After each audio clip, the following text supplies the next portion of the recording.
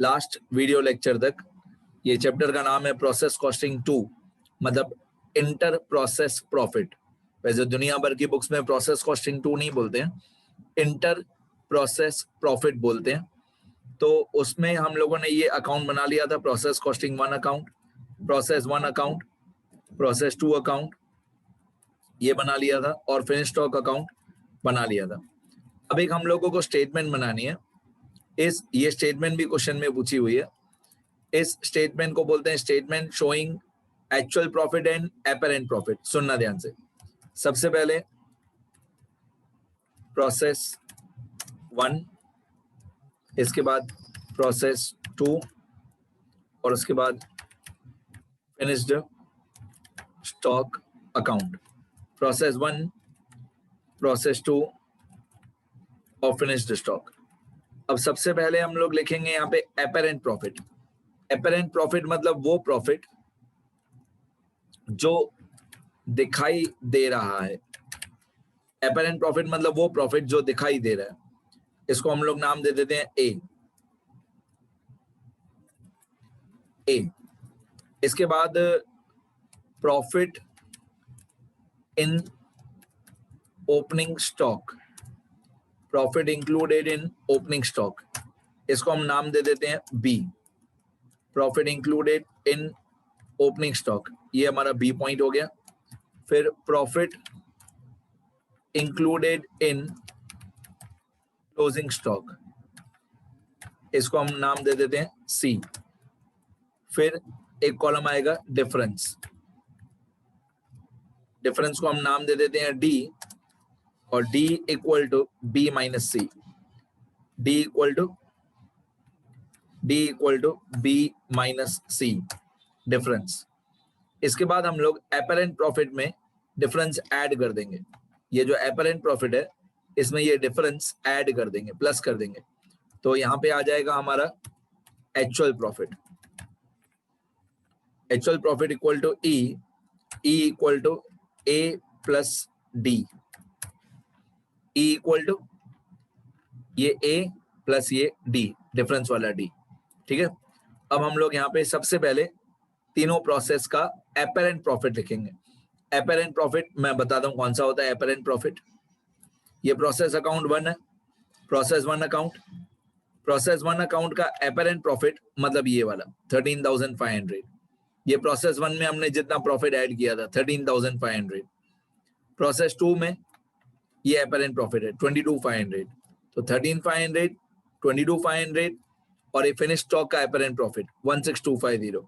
याद रखना ये तीनों का एपरेंट प्रॉफिट है 13,500, 22,500 और 16,250। 13,500, 22,500, 16,250। तो 13,500, 22,500, 16,250 ये तीनों प्रोसेस का, प्रोसेस 1, प्रोसेस 2 और फिनिश स्टॉक का एपरेंट प्रॉफिट। एपरेंट मतलब जो दिखाई दे रहा है। ये तीनों का total equal to sum from 13,500 to 16,250। इन तीनों का टोटल है 52250। फिर profit included in opening stock, ये तो क्वेश्चन में भी दिया हुआ था, बट देख के लिखेंगे कि ओपनिंग स्टॉक में प्रॉफिट कितना था।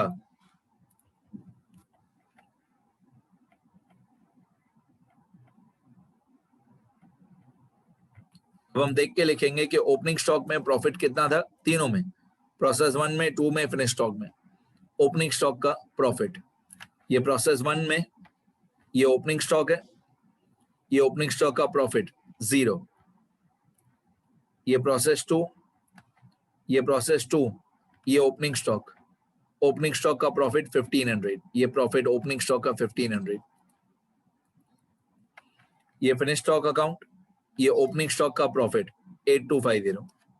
तीनों अकाउंट में ओपनिंग स्टॉक का जो प्रॉफिट था 0, 1,500, 8,250। ये हमारे काम का है 0, 1,500, 8,250। 0, 1,500, 8,250 तीनों प्रोसेस में ओपनिंग स्टॉक का जितना प्रॉफिट था वो। अब क्लोजिंग स्टॉक का प्रॉफिट, तीनों प्रोसेस में क्लोजिंग स्टॉक का प्रॉफिट। ये स्टेटमेंट बनाना जरूरी है बेटा, इसकी मार्क्स है। क्लोजिंग स्टॉक का कितना प्रॉफिट था तीनों स्टेटमेंट में, तो तीनों स्टेटमेंट में क्लोजिंग स्टॉक का प्रॉफिट। ये प्रोसेस 1 क्लोजिंग स्टॉक का प्रॉफिट 0 दिख रहा है, यहाँ पे लिखा हुआ है क्लोजिंग स्टॉक, और ये प्रॉफिट दिख रहा है, ये प्रॉफिट, ये क्लोजिंग स्टॉक, ये 0। प्रोसेस 2 में ये प्रोसेस 2, ये क्लोजिंग स्टॉक, ये प्रॉफिट 750, क्लोजिंग स्टॉक का profit 750। Finish stock, closing stock 3750, तो 0 सबसे पहले था 0, ये वाला 0, उसके बाद था 750, उसके बाद था 3750, 0 750 3750, 0 750 3750। अब आपने देखा मैंने तीनों में माइनस साइन लगा दी, 0 750 3750, तीनों में माइनस साइन लगाएंगे, यहाँ पे टोटल करेंगे सबका, ये ओपनिंग स्टॉक का टोटल, ये क्लोजिंग स्टॉक का टोटल। अब हम ओपनिंग स्टॉक के प्रॉफिट में थे, ओपनिंग स्टॉक के प्रॉफिट में थे, क्लोजिंग स्टॉक का प्रॉफिट माइनस कर देंगे, मतलब B point minus C point, तो यहाँ पे ऑब्वियसली 0 माइनस 0 0 ही होगा। फिर 1500 माइनस 750, यहाँ पे 1500 माइनस 750, तो आएगा 750, और यहाँ पे 8250 माइनस 3750, तो 8250 माइनस 3750, ये आएगा 4500, ये आएगा 4500। 8250 माइनस 3750 4500, तो तीनों जगह पे बी माइनस सी कर दिया, ओपनिंग स्टॉक का प्रॉफिट माइनस क्लोजिंग स्टॉक का प्रॉफिट। अब इसका टोटल कर देते हैं, इसका टोटल आ गया 5250।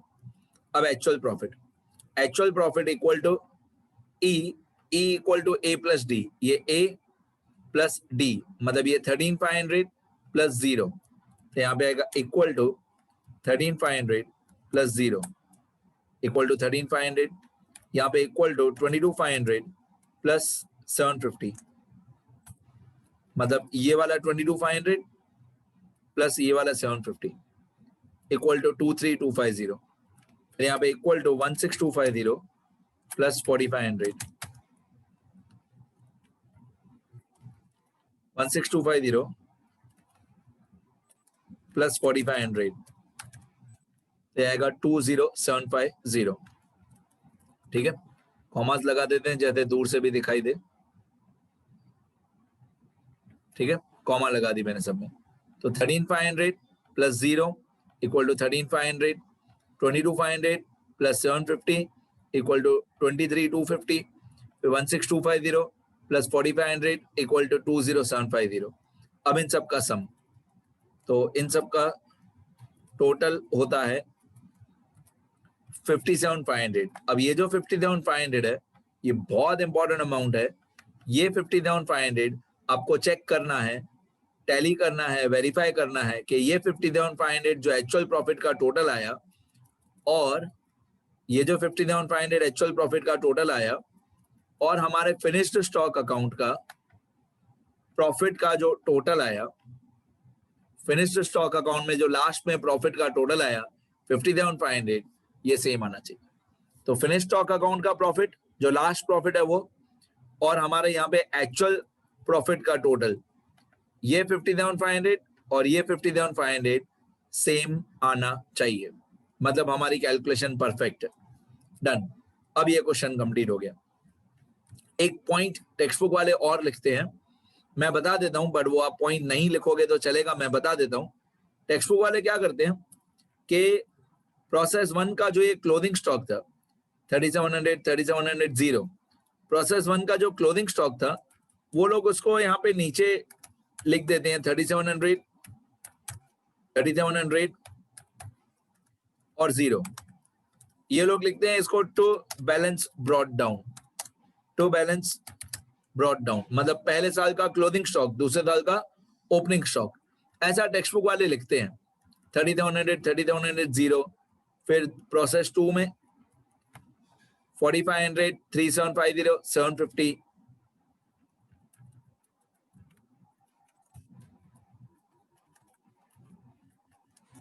ऐसा टेक्स्ट बुक वाले लिखते हैं, आप लोग ऐसा नहीं लिखना, सिर्फ आपके नॉलेज के लिए बता रहा हूं। ऐसे नहीं कभी आप टेक्स्ट बुक ओपन करके देखो और आपको लगे कि ये तो सर ने बताया ही नहीं। तो पहले साल का क्लोजिंग स्टॉक दूसरे साल का ओपनिंग स्टॉक हो जाएगा। ये तीनों अकाउंट में टेक्स्ट बुक वाले लिखते हैं, आप लोग नहीं लिखना। ये क्लोजिंग स्टॉक था 11250, 7500, 3750।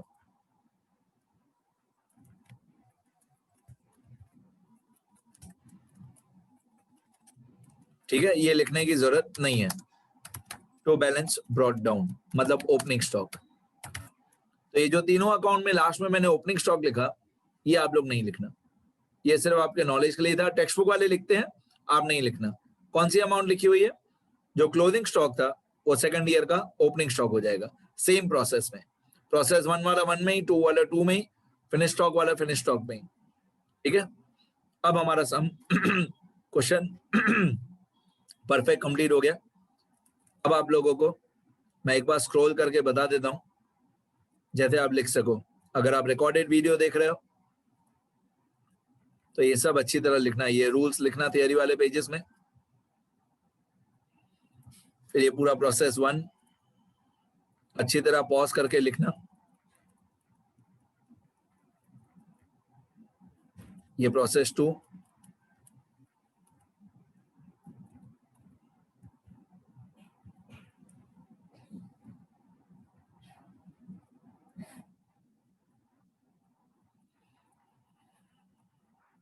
और ये फिनिश स्टॉक।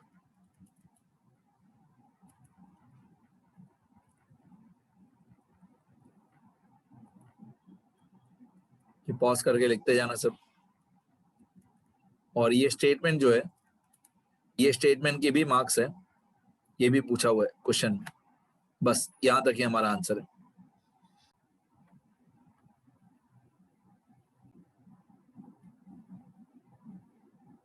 सब लिखो अच्छी तरह बेटा, लिखोगे तो ज्यादा टाइम तक याद रहेगा।